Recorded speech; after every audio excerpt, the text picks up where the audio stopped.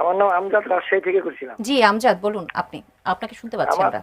শামীম পাটোয়ারির কাছে আমার প্রশ্ন, হুম। ওনার ওনার টকশো আমি দেখি।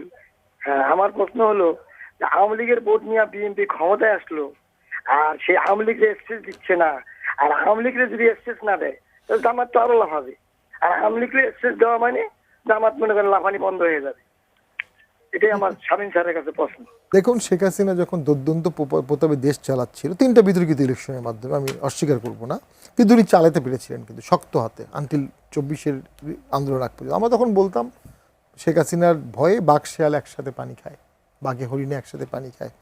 এখন শেখ হাসিনা ডিসেম্বরে আসতে পারেন একটা ঘোষণা দিয়েছেন, যেটা অনেক অঙ্ক আছে।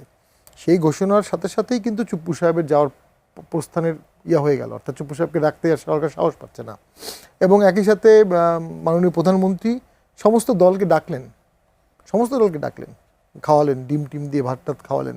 অর্থাৎ শেখ হাসিনা আসার ঘোষণাতেই বিএনপি, জামাত, এনসিপি সমস্ত দল এক হওয়ার প্ল্যাটফর্ম তৈরি হয়ে গেছে।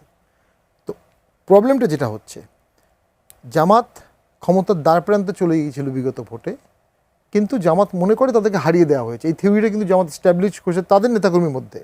এবং জামাত মনে করছে যদি বিএনপি ব্যর্থ হয়, যদি জাতীয় আওয়ামী লীগ মাঠে না থাকে, হয়তো বা নেক্সট গভর্নমেন্টটা জামাতের হবে।